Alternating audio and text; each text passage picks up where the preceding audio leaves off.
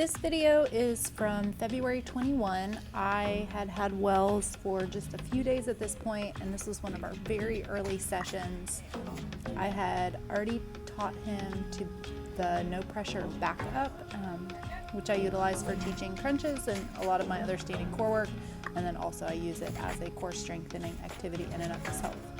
So what I'm doing here is just kind of seeing what we can get with me backing him up to a low barrier to kind of give him the idea of crunches. I didn't want to try it in a stall first because I didn't want to overwhelm him, and I was just kind of feeling him out and see what he would or wouldn't do. So if he had just backed over that pole, that would have been fine too, but I was kind of just seeing, really just experimenting. I do a lot of experimentation with my horses. I might challenge them with something that they might not be able to do, but I give them opportunities to try, and I reward all the little tries. So I am clicking and rewarding any weight shift, really, of any kind, any little wiggle. And he's kind of a mouthy dude. He, especially early on, he was so interested in my hands because they were the food deliverers that he just constantly wanted to lick my arms. And so I'm really struggling to get to where I can see his back because he keeps putting his head in front of me. That's why I keep kind of moving around. But it's a good idea to move around also. And so I'm just kind of waiting for him to kind of be listening to me again and not licking my arm. And then any little shift or a step back or a rock back. And there were some actually pretty decent muscle contractions that I should have clicked, but I couldn't see them because he kept putting his head in the way. And you can see I'm trying to get his head over so I can see his back. And sometimes you can even just watch their ribs or their hip or their belly. But considering this horse had just moved to a new location with someone with a very different training style than he's used to, and I'm teaching him something pretty complicated. He's doing really well. When I got him, I didn't realize this, but I think he had been kept basically just in a stall on lots and lots of grain. And so when he came to me, he looked like he had decent weight, but he lost a lot of it almost immediately when he got on a better diet because a lot of it was fat and he had zero muscle. So I didn't realize how poor his condition physically actually was, and part of that's why he's so incredibly flexible. He's one of the wiggliest, most flexible horses I've ever met. Yes, that was it. And so here in the beginning, when you're working on crunches or backing or whatever it is, you want it to be an experiment. So I try to click anytime that they're trying something, because you can always hone what you actually want later. But teaching them that trying is positive is going to keep you from getting stuck later on. And that's really hard when we have this, that was actually a really good one, when we have this idea in our head of what our goal is for the day.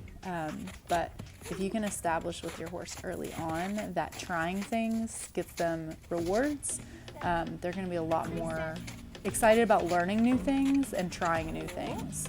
And that really sets you up for success, especially when it comes to a lot of this movement work. So I let him walk forward, and now I'm actually going to try to back him up, and I'm going to try to reposition him so that he's backed up to a fence, which is a little bit taller barrier, and just kind of see what I get. So this next clip will show that portion. So here I'm asking him to back up to a fence. Because a lot of times when something touches their butt, they kind of do the little hip tuck, which is part of what we're looking for.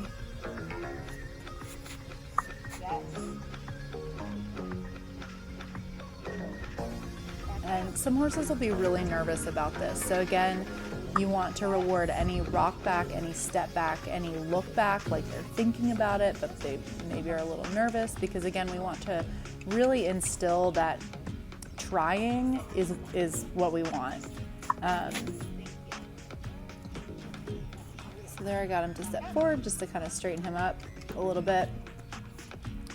And I found since this video that he really prefers to do this in a stall and really likes to get himself stuck in a corner, which works great for him. A lot of horses find that really unnerving, but you just kind of have to find out what works best for them. Back up.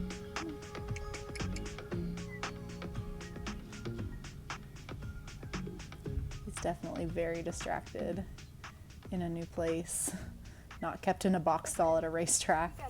He was a pony horse, and I think had been handled pretty harshly and had been pretty much only ridden with a tie down, which is why that muscle on the front of his neck is so overdeveloped. You can see when he picks his head up high.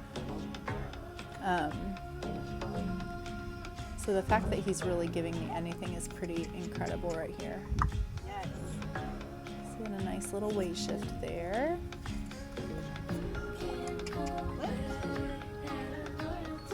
And I should have clicked that right there, but again, I really can't see his back because he keeps blocking me with his face.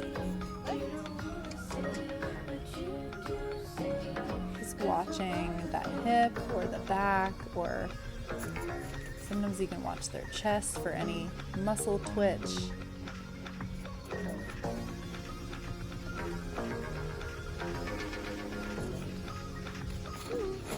And he decided to leave. So I called it a day.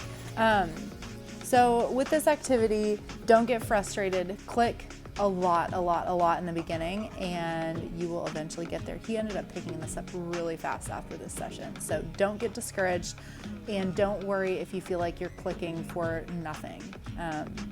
The more you reward for the tiniest try or a thought in the correct direction, the faster they're going to pick it up, and the more excited they're going to be to learn new skills, and easier they're going to pick those things up down the road.